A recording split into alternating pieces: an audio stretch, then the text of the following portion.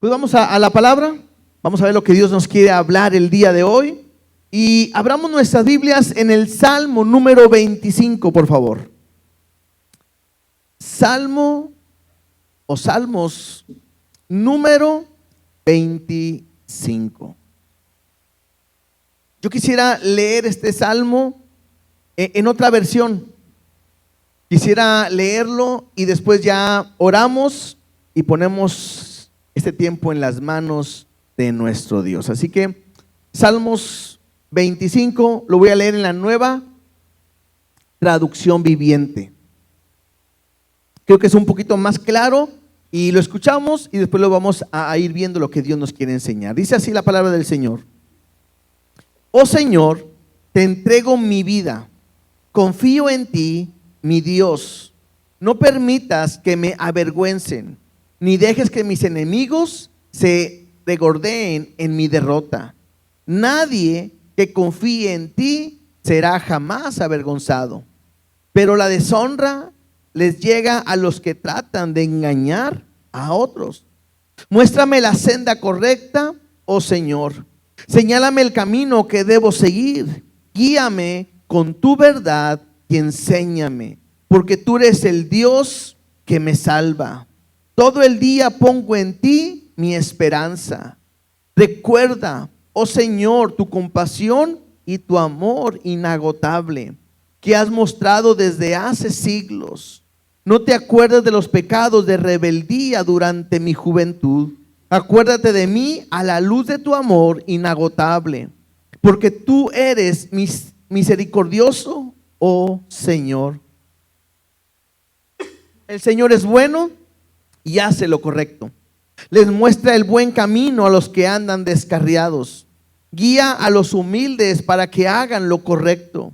Les enseña su camino. El Señor guía con fidelidad y amor inagotable a todos los que obedecen sus pactos y cumplen sus exigencias.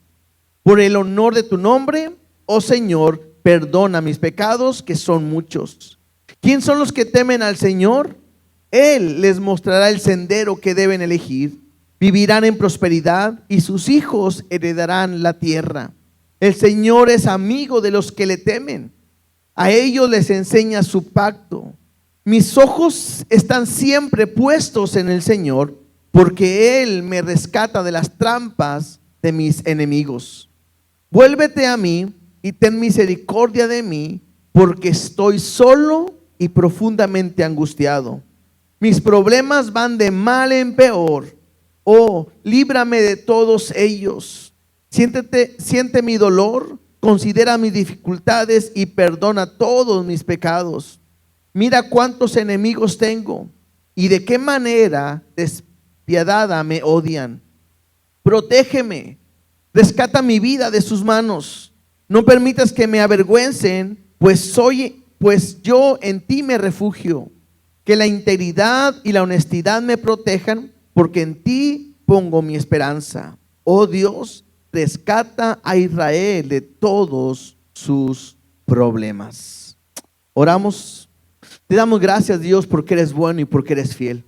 Te damos gracias porque nos permites en esta tarde noche venir, Dios, para poder leer tu palabra, poder meditar en ella y saber lo que quieres enseñarnos en esta hora, Dios.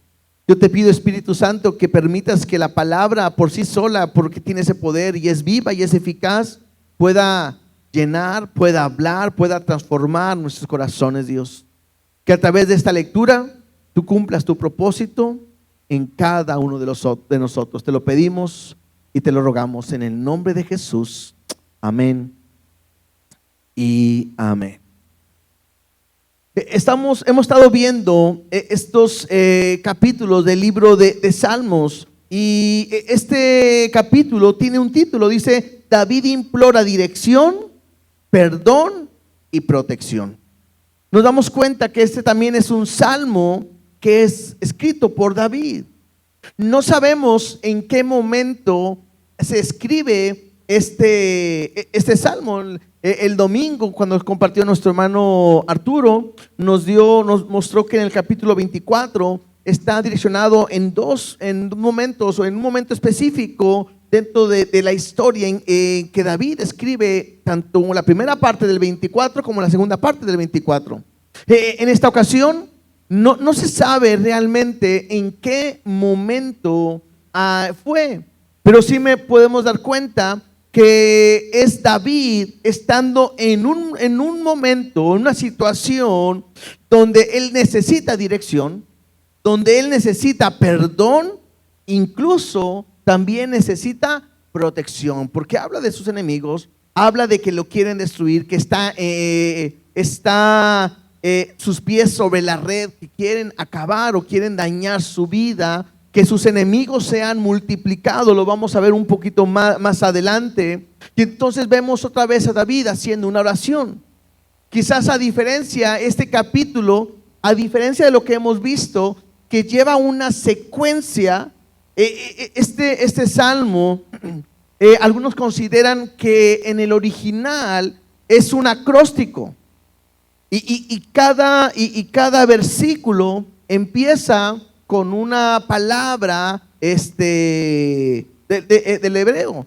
Para nosotros es de la A a la Z, y es como que si escogiéramos la A para escribir un pensamiento, el B para escribir un pensamiento. Entonces parecía de repente que no hay como una secuencia, aunque es una oración que nos va guiando para poder entender lo que está sucediendo o habiendo en el corazón de David. Entonces vamos a irlo leyendo y vamos a ir viendo cómo, aunque está mostrado o está escrito de una manera como acróstico, bueno, David está abriendo su corazón y David está mostrando lo que hay o lo que le está diciendo en cuanto a Dios. ¿Y qué le va a pedir? Dirección, perdón y protección. Entonces, es una oración, es un cántico, pero es una oración que David está haciendo, y lo vamos a ir viendo poco a poco el corazón que hay en David. Vamos al versículo 1. Recuerden, David durante toda su vida tuvo enemigos. Incluso desde que estaba como pastor, él tenía que defender las ovejas. Cuando es ungido, Saúl se convierte en uno de sus enemigos. Cuando él es rey, se convierte, o hay muchos enemigos que quieren acabar con él. Incluso lo vimos al principio de este libro, que aún su hijo Absalón se levanta contra él, y en todo momento está él hablando en situaciones difíciles. Entonces es importante que a lo mejor hemos estado viviendo salmo tras salmo y vemos a David clamando, y vemos a David pidiendo protección y David pidiendo ayuda. Entonces creo que es importante que entendamos que David es un hombre conforme al corazón de Dios, pero eso no implica que no esté pasando o Dios no lo meta por momentos difíciles. Es más, tenemos que verlo de esta manera.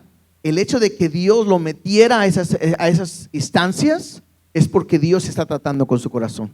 Y es lo mismo con nosotros. Cuando Dios me pasa por momentos difíciles, y yo no sé, a lo mejor hoy te puedes identificar con este salmo porque estás pasando por situaciones difíciles, pruebas, dificultades, cosas que están pegando a tu vida. Bueno, ten la confianza y la seguridad de que Dios está haciendo algo en ti. Incluso el hecho que estás escuchando esta enseñanza cuando estás pasando una situación como esa, habla del cuidado, del amor, de la protección, incluso de la dirección que Dios quiere dar o traer a tu vida. Mira cómo empieza el Salmo 25 y leamos los primeros 3 versículos. Dice así, es David diciendo: a ti, oh Jehová, levantaré mi alma. Dios mío, en ti confío. No sea yo avergonzado, no se alegren de mí mis enemigos. Ciertamente ninguno de cuantos esperan en ti serán confundidos. Serán avergonzados los que se rebelan sin causa. Creo que podemos estar pensando y viendo que David está en una situación. Pensemos de esta manera. Al no saber, podemos pensar que es David que está enfrentando a un enemigo. David, lo dijimos, David era normal que estuviera en batalla tras batalla, en una guerra, en una lucha, y que los enemigos quieran acabar o destruir su vida. Algunos consideran que, aunque no sabemos en qué momento se escribió este salmo, algunos consideran que ya no está para este tiempo David joven, ya no es joven, ya está en una edad más adulta, más madura, porque más adelante vamos a leer que él le dice que no te acuerdes de los pecados de mi juventud. Entonces me puede hacer pensar que David ya es maduro para este tiempo. Y al estar enfrentando una batalla y una lucha, hay gente que lo quiere destruir. Entonces, David, veamos de esta manera, no es quizás, o hay una diferencia con nosotros, porque quizás el día de hoy podemos tener una lucha donde a lo mejor a alguien no le caigo bien, me quieren, a lo mejor no me aceptan en tal parte, en mi trabajo, en la escuela o en una situación, pero David estaba, su vida corría peligro. Un enfrentamiento contra otra nación y donde él perdiera, lo iban a matar. Entonces David está buscando a Dios, David está clamando en él. Por eso es importante que David dice: yo en ti estoy confiando, Dios mío, en ti confío. Y él sabía, o está expresando, que el que ellos perdieran era ser avergonzados. El que ellos perdieran una batalla es simplemente de ver arruinado, que lo que él hablaba y que Dios está con él era completamente, o sea, lo contrario. Por eso él dice ahí: no sea yo avergonzado, no se alegren de mí mis enemigos. Y David tiene una seguridad y una confianza que dice que ninguno, cuanto esperan en ti, serán confundidos.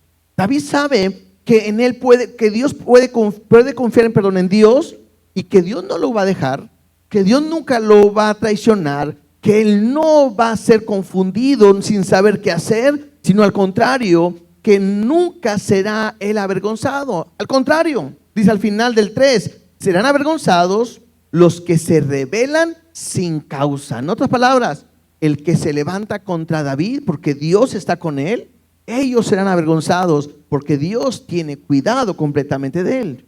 Ahora, importante, en el versículo 1, cuando dice: a ti, oh Jehová, levantaré mi alma. Esta frase es interesante o es importante. ¿Por qué? Porque tiene un simbolismo de un sacrificio o de una entrega. Tiene un simbolismo como cuando alguien agarra una ofrenda y se la entrega y la levanta delante de Dios para dársela a él. Lo que está haciendo David a decir es: levantaré mi alma. Le está diciendo: yo me entrego por completo a ti. David sabe que su vida, o para que Dios pueda ayudarle, él tiene que entregarle completamente su vida a Dios. Incluso cuando nosotros leemos en Romanos capítulo 12 versículo 2, cuando dice que no nos conformemos a este siglo, sino transformados por el medio de la renovación de vuestro entendimiento, para comprobar cuál es la buena voluntad de Dios, agradable y perfecta. Cuando leemos esto, también me dice que debo de presentarme como un sacrificio vivo, santo y agradable a Dios. Entonces yo tengo que aprender que todos los días yo debería de aprender a levantar mi vida, a levantar mi alma, a levantarme delante de Él como una ofrenda, como una entrega, donde yo le pueda decir a Dios: yo te entrego mi vida por completo. Y aunque solo sabemos, muchas veces no lo hacemos, no le entregamos nuestra vida completamente a Dios. Y creo que lo primero que yo pudiera quizás quedarme con estos primeros 3 versículos es que yo debo de aprender a entregarle mi vida completamente a Dios. Debo de ser un sacrificio para Él. Lo más lógico es que yo me entregue completamente a Él. Él es nuestro Dios, Él nos ha comprado, Él nos ha redimido, Él nos ha salvado, Él nos ha creado, somos de Él. ¿Qué tengo que hacer yo? Me debo de entregar completamente, porque es lo que a mí me corresponde por lo bueno que Dios ha sido con nosotros. Versículo 4 y versículo 5, mira lo que dice: muéstrame, oh Jehová, tus caminos, enséñame tus sendas, encamíname en tu verdad y enséñame, porque tú eres el Dios de mi salvación, en ti he esperado todo el día. Ahora David, en estos dos versículos yo puedo ver cómo él está buscando esa dirección de parte de Dios. Yo me doy cuenta que dice: muéstrame, oh Jehová, tus caminos. Y creo que es ahí donde David está buscando, es: Dios, yo quiero que tú me muestres qué es lo que yo tengo que hacer, por dónde tengo que caminar. Estaba yo en la mañana y tarde meditando en esta misma porción, y yo tengo que preguntarte, o yo me preguntaba y te lo hago a ti ahora, es: ¿cuáles crees que eran los caminos de Dios? Si pensamos en Jesús, ¿cuáles eran los caminos de Jesús? Y me hacía pensar que el camino de Jesús al venir a este mundo el camino es ir al cielo, ir a la diestra del Padre, es llevarnos a Dios, pero por el camino que Jesús tuvo que caminar, son caminos a veces no tan gratos. Creo que eran caminos difíciles, caminos incluso de sufrimiento, para poder llegar a la diestra del Padre. Dice en el versículo 4: muéstrame, oh Jehová, tus caminos. ¿A dónde tengo que caminar? El segundo dice, y abajo dice: enséñame tus sendas. Esta palabra sendas tiene un simbolismo como una huella que deja una carreta o deja un carro cuando pasa por un lugar donde hay lodo. ¿Sí? O sea, hay un camino que se ha hecho, hay un surco que se ha formado, hay una huella que ha dejado por la cual yo debo de seguir. Entonces el salmista primero le dice a Dios: muéstrame el camino. Y pareciera que Dios dice: ahí está. Después le dice: bueno, pues enséñame por dónde debo de caminar. Y pareciera que es que tenemos que entender esto. Muchos de nosotros queremos caminar el mismo camino de Jesús para llegar al cielo, pero nosotros lo queremos vivir de felicidad, de alegría y todo contento. Cuando yo puedo entender que el camino que Jesús caminó, por donde Él pasó, por donde dejó huella, por donde yo debo de caminar, es que ese camino primero, para poder llegar al cielo, tiene que pasar ¿por dónde? Por la cruz. Y la cruz es sufrimiento, la cruz es muerte. Y Jesús dice: el que quiere seguirme tiene que negarse a sí mismo, tomar su cruz cada día, y entonces sígame. Que como cristianos queremos vivir plenamente y felices y con un mundo color de rosa, pero Jesús nunca nos ha prometido eso. Jesús nos prometió y dijo: en el mundo tendréis aflicciones, pero tranquilo, confiad, yo he vencido al mundo. Y nos ha mostrado por dónde debemos de caminar. Y si no lo quieres ver así, tienes que ver la iglesia primitiva. ¿Cómo la iglesia primitiva pasó por persecución, pasó por sufrimiento, pasó por momentos difíciles? Increíble, porque ellos entre más sufrían, más se veían como Jesús, porque se sentían que eran dignos, porque cada vez se parecían más a Él, porque puedo estar viendo que estaban realmente caminando por las sendas que Él había marcado, por el camino que había caminado. Entonces está David diciéndole a Dios: muéstrame tus caminos. Y pareciera que Dios dice: esos son. Y luego le dice: bueno, pues enséñame tus sendas. Y pareciera que Dios le dice: por aquí, mira, ahí donde está esa huella, por ahí síguela. Y lo dice en el versículo 5: encamíname en tu verdad.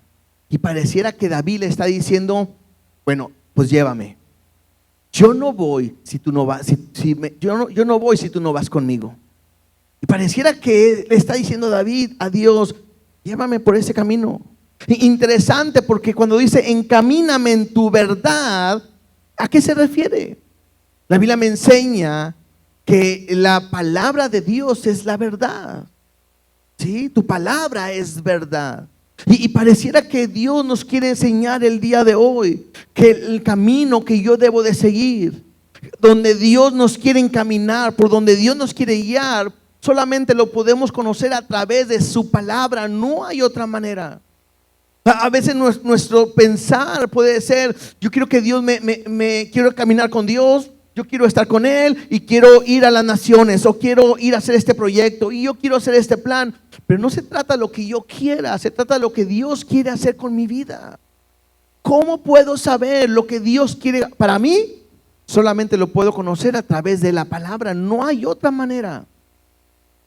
El estudio, la lectura, el meditar en su palabra te va no solamente a mostrar el camino, sino también te va a enseñar el camino, las sendas, y te va a llevar para que Dios esté contigo en todo momento. ¿Por qué le dice David esto? Muéstrame el camino, enséñame tus sendas o encamíname en tu verdad.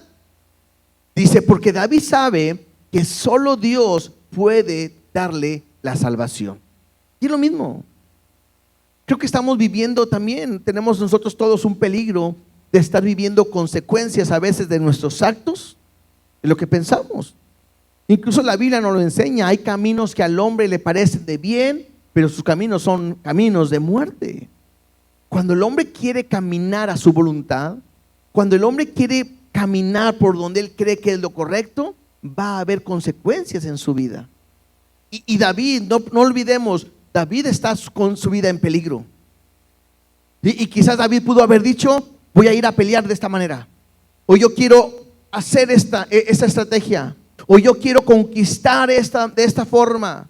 Pero David está entendiendo que en ese momento difícil, el único que le puede dar salvación, ¿quién es? Dios. ¿Estás pasando por un momento difícil? ¿Estás pasando por un momento de prueba? ¿Estás teniendo una situación familiar, económica, de trabajo, de salud?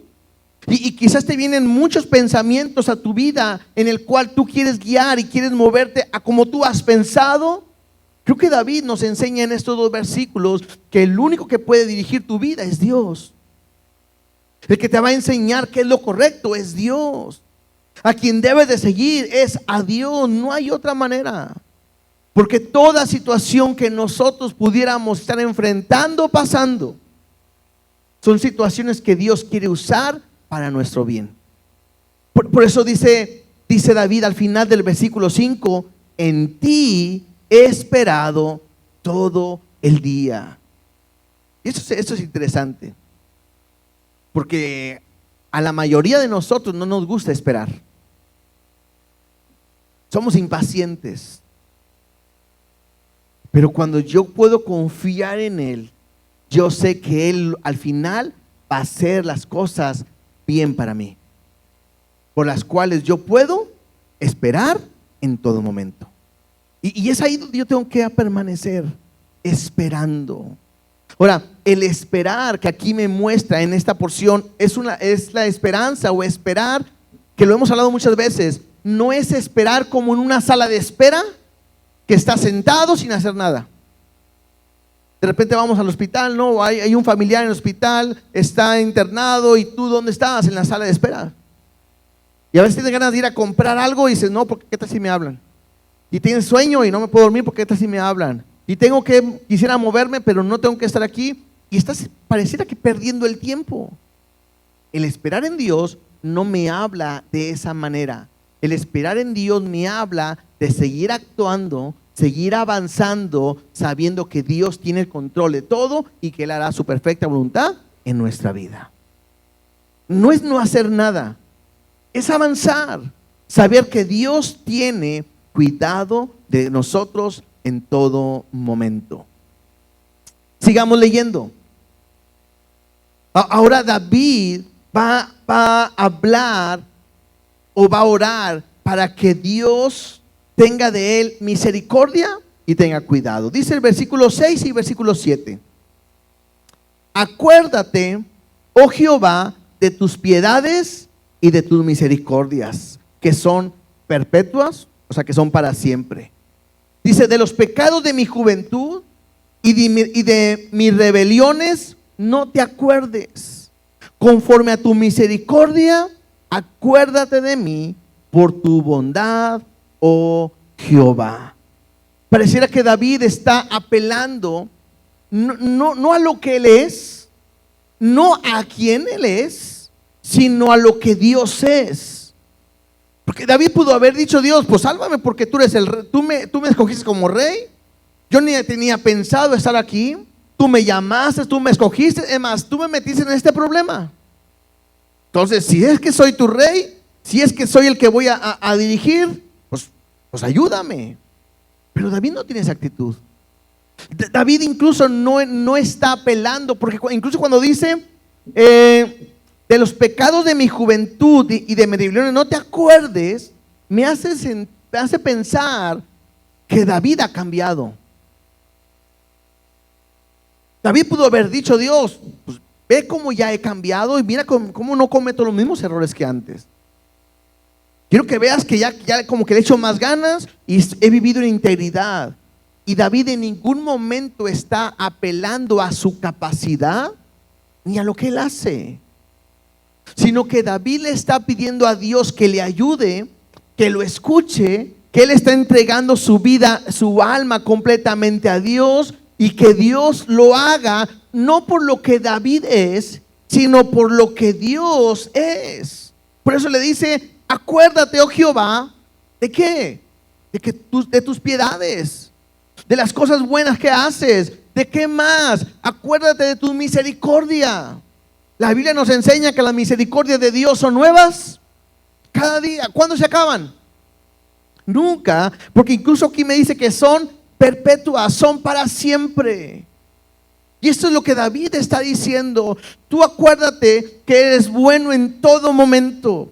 Acuérdate que nunca nos has dejado. Acuérdate de que tú eres fiel, tú eres misericordioso, tú tienes cuidado de nosotros, simplemente porque tú eres Dios y eres bueno.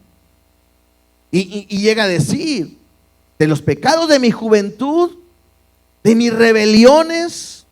Recuerden, quizás lo que podemos pensar de los pecados es como él tomó a la mujer de su vecino, cómo mandó matar al esposo de esta mujer, y cómo lo trató de esconder todo, hizo y planeó todo como para que nadie se diera cuenta.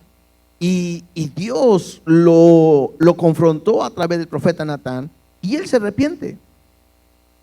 Y él no está diciendo de que él no es malo, no ha pecado. Simplemente le dice: no pongas tu atención en eso, sino conforme a tu misericordia, a eso sí acuérdate.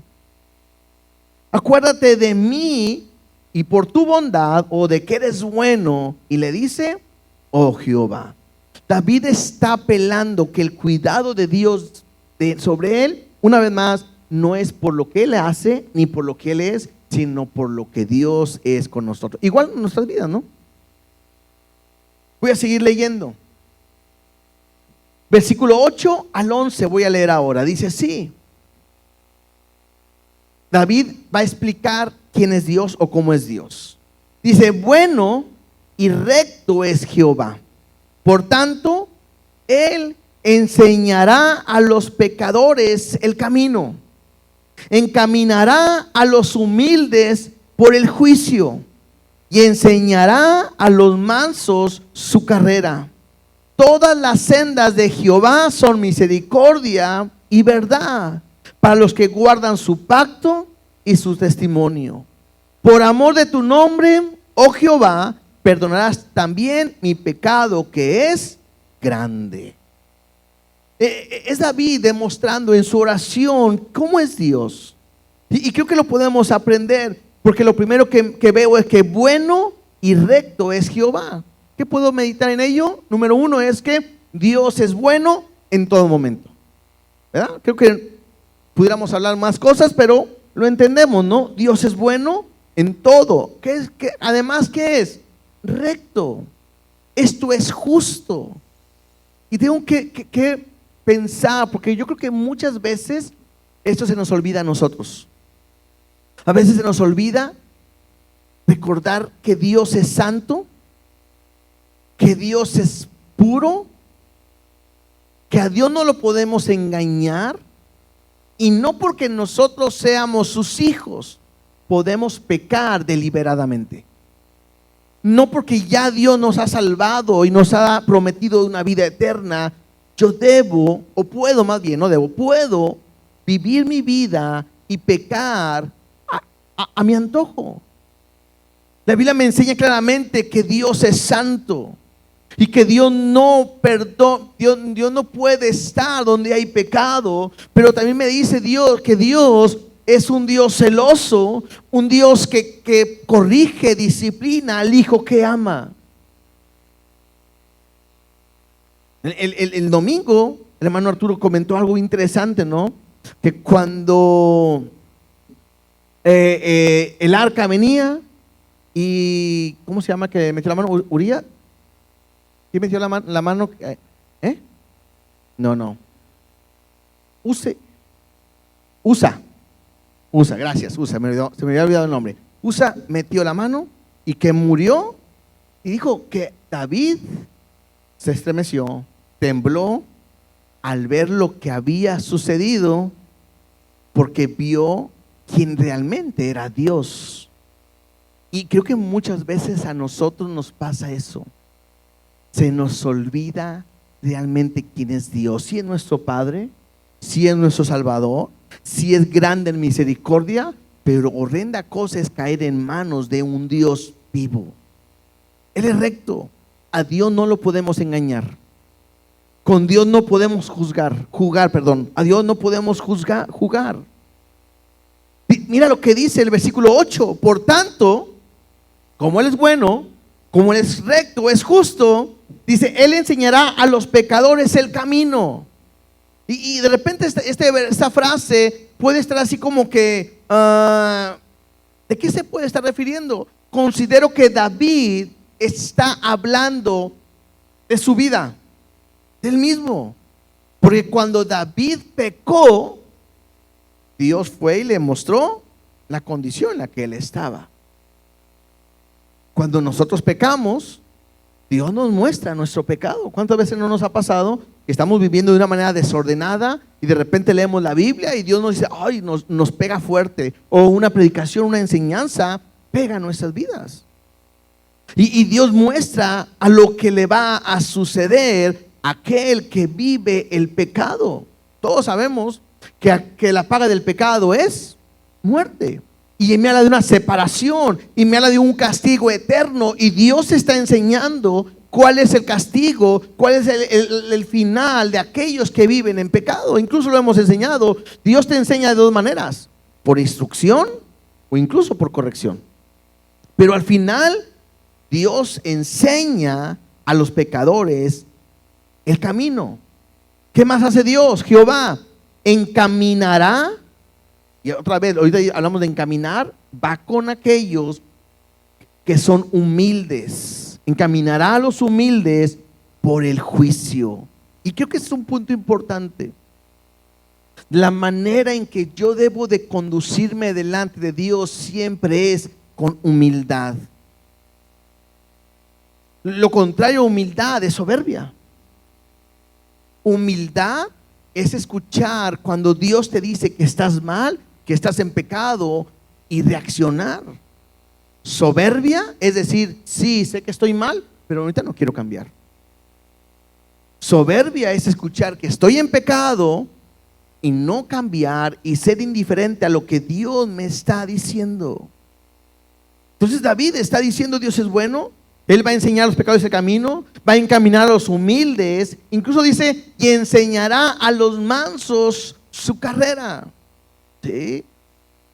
Una persona mansa es aquella que tiene toda la capacidad de poder reaccionar, pero está dispuesto a doblegarse completamente a la voluntad de Dios. Incluso dice el versículo 10, todas las sendas de Jehová son, y si hablamos de sendas, que es aquello que la huella que dejó, toda la senda de Jehová es misericordia y verdad. Y otra vez, es Dios mostrando su misericordia a cada uno de nosotros. ¿Te puedes imaginar qué sería de nosotros si Dios no tuviera misericordia?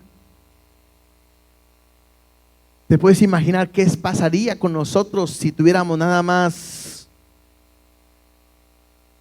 10 oportunidades de misericordia? Es más, 100 oportunidades de misericordia. Ya nos hubiéramos acabado, ¿no es cierto? Pero qué increíble que su misericordia son nuevas todos los días. Dice, ¿para quién es la misericordia y la verdad? Dice, para los que guardan su pacto y su testimonio. En otras maneras es aquellos que le obedecen, aquellos que son obedientes, aquellos que están con Él. Dios les va a dar misericordia y verdad. Y me encanta, mira lo que dice el versículo 11. Por amor de tu nombre, oh Jehová, perdonarás también mi pecado. ¿Te das cuenta? Que Él no está apelando a lo que Él es. O sea, tú me perdonas no por quien yo soy, sino por quien eres tú. Porque has prometido perdonar. Pero me llama la atención que David también, él dice, mi pecado. ¿Y mi pecado cómo es? Grande. Y creo que aquí muchas veces nosotros fallamos. Porque muchas veces nos podemos creer maduramente espiritual. Incluso nosotros, al creernos maduramente espiritual, muchas veces minimizamos el pecado. No sé, ¿una mentira? Ay, no, perdón, es que fue una mentira piadosa. Cuando la mentira es mentira.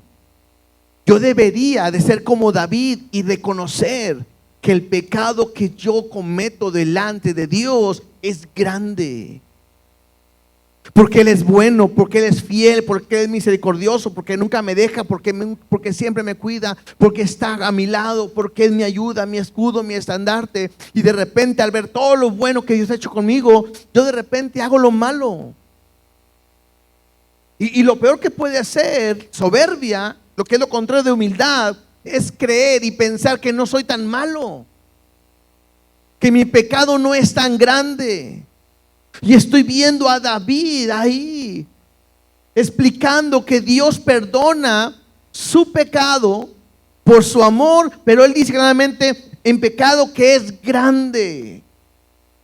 Y creo que si nosotros aprendiéramos que nuestro pecado sigue siendo, es algo grande, creo que nosotros en todos los días estaríamos con Dios pidiéndole perdón, buscando ser íntegros, vivir conforme a su voluntad, haciendo lo que Él quiere, sus testimonios, sus mandamientos.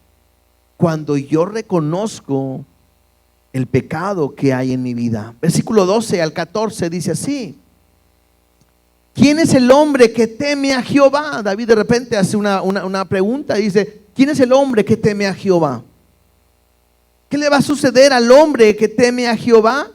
Versículo 12 dice: Él le enseñará el camino que ha de escoger.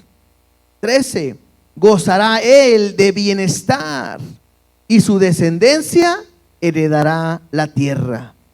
La comunión íntima de Jehová es con los que le temen, y a ellos hará conocer su pacto.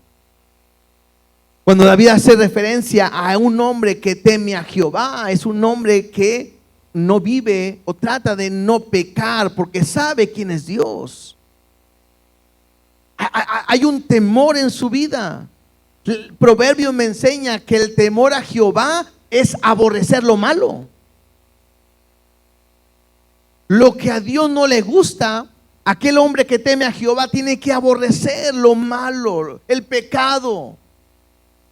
Y cuando alguien tiene temor de Dios, cuando alguien aborrece el pecado, David me pone qué beneficios va a tener. Número uno es, Él le enseñará el camino que ha de escoger. ¿Cuántas veces nosotros no sabemos qué es lo que Dios tiene preparado para nuestra vida? ¿Cuántas veces no sabemos qué escoger o qué decisión tomar? Creo que una de las decisiones más importantes en nuestra vida, la primera más importante de nuestra vida, ¿cuál es? Aceptar a Jesús como nuestro Señor y nuestro Salvador. La segunda, ¿con quién te vas a casar? Porque es para toda la vida. La tercera, ¿a qué me voy a dedicar? O ¿qué es lo que Dios tiene para mí? ¿Quién me puede guiar a escoger ese camino correcto? ¿Quién me puede guiar para poder saber con quién voy a vivir mi vida. Pues es Dios. Y Dios nos va a guiar cuando nosotros aprendamos a temerle, a vivir completamente para Él. ¿Sí? ¿Qué más va a pasar? Versículo 13 dice: gozará Él de bienestar. En otras palabras será prosperado. ¿Cuántas veces nosotros no queremos ser prosperados? Ahora, esto no me habla solamente de hablar de lo económico, sino me habla de vivir bien. El vivir bien lo vas a obtener cuando Dios está contigo. Ahora, importante, no quiere decir que el vivir bien no me habla de que no tendré problemas. Otra vez, porque Dios me enseña a través de su palabra que todos nosotros pasamos por las mismas tribulaciones. No somos los únicos. Todos pasamos por las mismas tribulaciones, ¿sí? Pero Él va a traer bienestar, va a traer prosperidad a nosotros cuando le tememos. Incluso dice: y a su descendencia heredará la tierra. En el concepto de ellos, o en el contexto más bien, en el contexto de ellos, esta tierra me habla de esa tierra que fluye leche y miel, que Dios había prometido a sus hijos. Es un lugar de bendición, de prosperidad. A nosotros no es esta tierra, porque Dios nos ha dicho que nosotros no somos de este mundo, que no hagamos tesoros en esa tierra. Pero sí me habla que Dios tiene preparado un lugar para cada uno de nosotros, ¿sí? E incluso tenemos que aprender. ¿Cuántos tienen casa propia? Levante su mano. Tenemos que levantarla todos, porque nuestra casa propia no está en esta tierra, nuestra casa propia está en los cielos.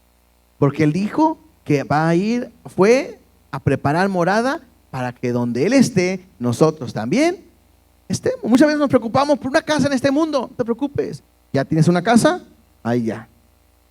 Y como paréntesis, estamos vendiendo terrenos en los cielos por si alguien quiere, ¿verdad? No se crean. Por ahí no han escuchado eso, ¿no? Que están vendiendo terrenos en los cielos. No vayan a comprar. Nosotros los tenemos más baratos. Versículo 14 dice: la comunión íntima de Jehová es con los que le temen. En otra versión, quizás entenderlo un poquito mejor, es: esta comunión íntima me habla de amistad. Es como decir un amigo. O sea, Dios está buscando amigos. A mí me encantaría que Dios expresara de mí y que pudiera decir: Él es mi amigo. No, es más fácil decirle: Dios es mi amigo. Cualquiera lo puede decir. Pero que Dios pueda expresarse: Él es mi amigo, es completamente diferente. Y la Biblia me enseña que la amistad, o Dios está buscando una amistad, ¿con quién? Con los que le temen. ¿Sí?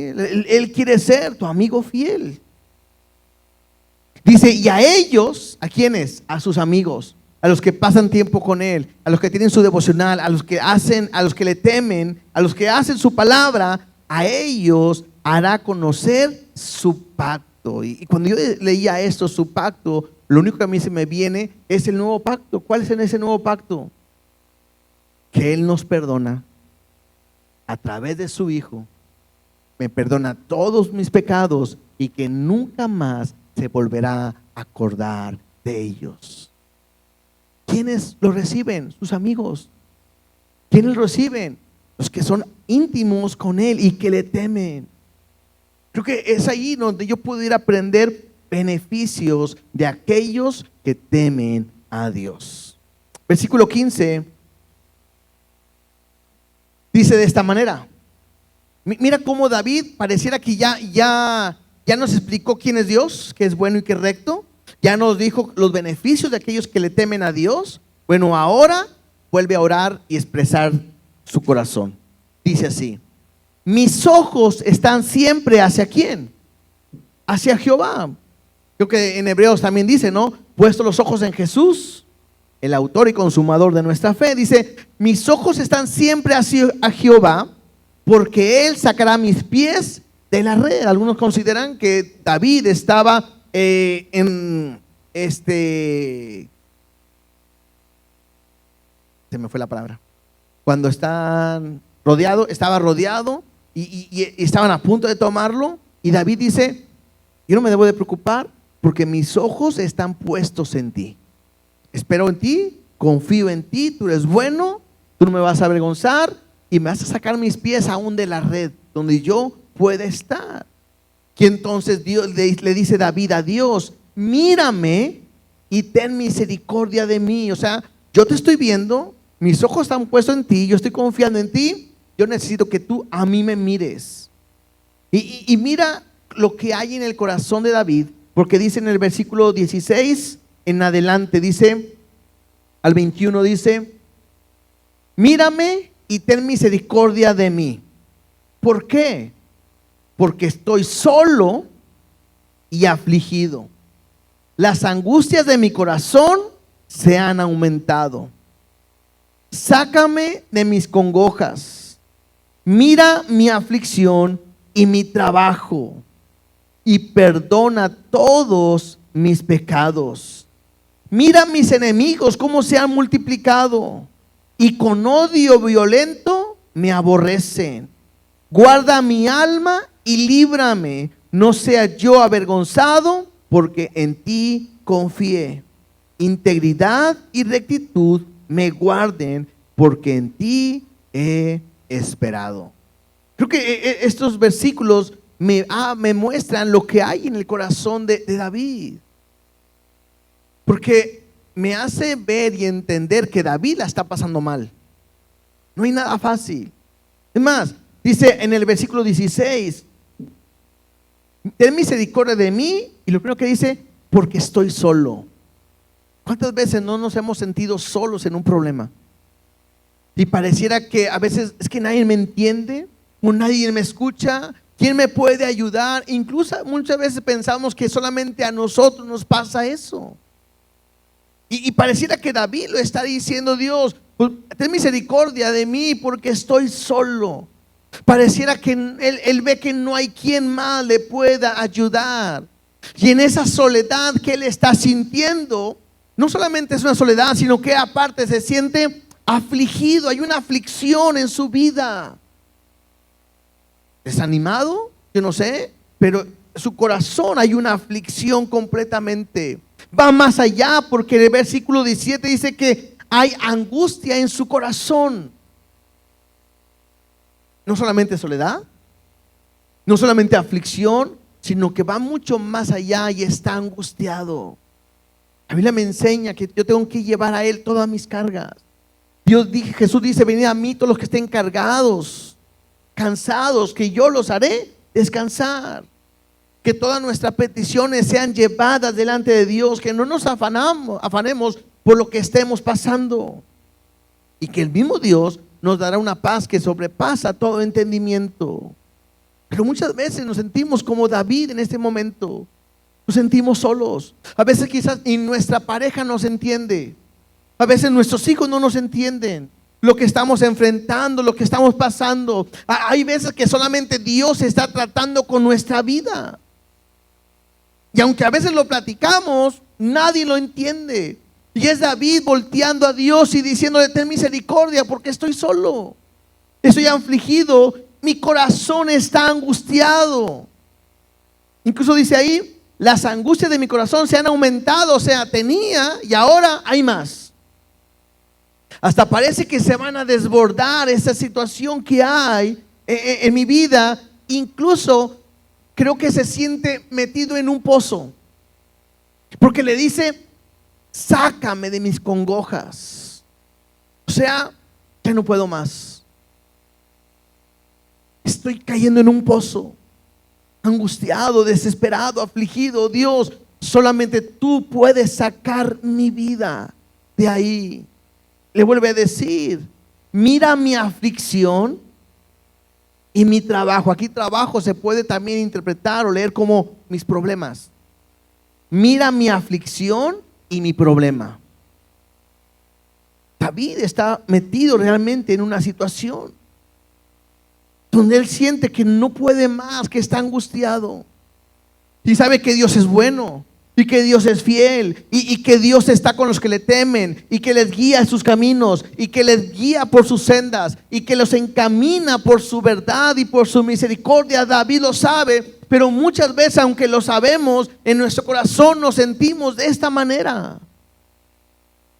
Lo hemos dicho en muchas ocasiones. Cuando te decimos aquí, confía en Dios, descansa en Él, deja que Dios haga las cosas, no te va a dejar. Es bien fácil decir amén cuando no estoy pasando por un problema.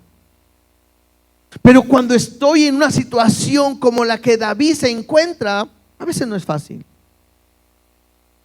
Y es por eso que David le está diciendo: ten misericordia y mira mi aflicción, mira mi problema. Incluso me llama la atención que una vez más David le dice: y perdona todos mis pecados. David sabe que no es perfecto. David vuelve otra vez. Al principio le dijo: no te acuerdes de mis pecados, pero ahora también, pues perdona aún mis pecados. Creo que la situación de David no está nada tranquila, porque en el 19 dice: mira mis enemigos cómo se han multiplicado. Y quizás es normal, ¿no? Es una nación donde hay un rey que va y pelea y gana, y luego va y pelea y gana, y ahora hay una nación que quiere acabar con él. Y lo hemos visto muchas veces en el pueblo de Israel, donde otra nación le decía: vas a pelear contra Israel, nos juntamos contigo. Y a lo mejor otra nación: nosotros también vamos. Y de repente David puede estar viendo, dice Dios: estoy esperando en ti nada más, porque ya no solamente tengo un enemigo, tengo otro, y tengo otro, y tengo otro. Si es el momento en que su hijo se levanta, ya no solamente es él, sino también el pueblo se había levantado contra David. Cualquiera de los dos escenarios, David se da cuenta que sus enemigos se han multiplicado. Y incluso dice: y con odio violento me aborrecen. O sea, David sabe que quieren acabar con él. Pero David también sabe que si hay alguien que puede salvar su vida, es Dios. Y en el versículo 20 dice: guarda mi alma y líbrame.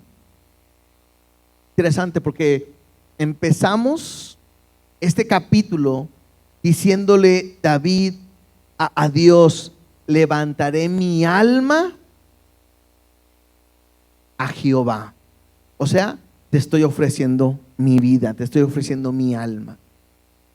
Ahora, David puede decir: pues guarda mi alma, te pertenece, es tuya. Tú me puedes guardar y librarme, porque mi vida te pertenece a ti. Y dice ahí: no sea yo avergonzado, porque en ti confié. Prácticamente es el versículo 1.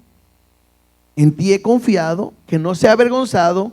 Y me gusta el versículo 21 que dice: integridad y rectitud me guarden, porque en ti he esperado. Este versículo lo veo como de esta manera: como cuando estoy a lo mejor en mi trabajo, como cuando se quieren levantar contra mí y me empiezan a murmurar, a criticar, a quererme poner el pie para fallar, me quieren hacer un plan para fallar. Y la pregunta es: ¿y cómo debo responder yo? Porque puedo responder igual. Él fue a hablar con el jefe, voy yo y le digo lo que él está haciendo. Está levantando, va a ver, y yo le voy a hacer. Y muchas veces yo pudiera perder mi integridad y mi rectitud por una mala actitud, por una mala obra, por un mal pensamiento que viene a mi vida. Y creo que David está diciendo: Dios, yo estoy confiando en ti, Dios, lo he dejado todo en tus manos, tú no me vas a avergonzar, pero permíteme que yo siga caminando en integridad y en rectitud en medio de cualquier situación. Esto no es fácil tampoco, porque es más fácil defenderme, es más fácil agredir, Es más fácil, decimos por aquí, bajarnos de la cruz. Es más fácil decir, no sabes con quién te metiste. Incluso a veces llegamos a decir, da gracias a Dios que soy cristiano, porque si no. Pero el salmista me habla de una buena petición que yo debería de hacer a Dios cuando estoy en una situación así: es, ayúdame a permanecer en integridad y en rectitud en este momento de prueba donde estoy afligido, donde estoy angustiado, donde hay congojas, donde me siento solo, donde estoy abatido en mi alma y en mi corazón. Al final, en el versículo 22, pareciera que David hace un alto y no solamente ve en él, sino que está viendo la situación que está en todo el pueblo. Interesante, porque muchas veces cuando yo estoy pasando por esto, a veces no intercedo ni oro por nadie, porque nada más estoy enfocado en mi vida. Oye, es que está enfermo, que está en una situación, yo ahorita voy a orar por mí. Pero al final veo que David dice: redime, oh Dios, a Israel de todas sus angustias. En la otra versión leíamos,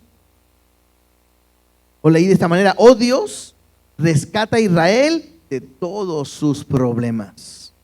Una persona que puede confiar en Dios, incluso puede interceder por alguien más en medio de cualquier situación. Pero es alguien que confía en Dios, alguien que depende en Él. Y yo quiero decirte, yo sé, Dios nos ha traído en este tiempo a estos versículos o a estos capítulos de prueba, dificultad, de situación, de necesidades. Y lo que Dios nos está llevando simplemente es a aprender a depender y a confiar completamente en Él. Entonces, si estás pasando por un momento difícil, creo que este salmo me ayuda a poder entender que Dios es bueno, que Dios es fiel, y que si no sabes por qué estás pasando por esta condición, quizás le puedes decir a Dios: pues muéstrame tus caminos. Le vas a poder decir a Dios: enséñame tus sendas por donde tú caminaste. Y le puedes decir también a Dios: encamíname en tu verdad. En otras palabras es: ve conmigo en medio de cualquier situación. Y eso sí Dios lo ha prometido. Dios nos prometió estar con nosotros todos los días hasta el fin del mundo.